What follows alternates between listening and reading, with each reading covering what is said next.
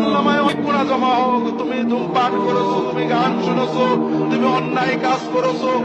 যুবকদের বলছি, বিশেষ করে তোমার আমলনামায় শত গুনাহ জমা হবে। যৌবনের উচ্ছলতা উচ্ছৃঙ্খলতায় কিছু পাপ হবে, হতাশ হওয়ার কিছু নেই। তবে নামাজ কাজা করার পাপ যেন তোমার আমলনামায় কখনো না ঢোকে।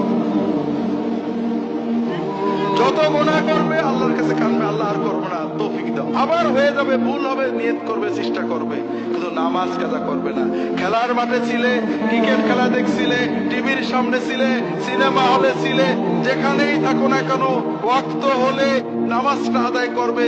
কিছু যদি না জানো, আজকে থেকে এখন থেকেই নামাজ।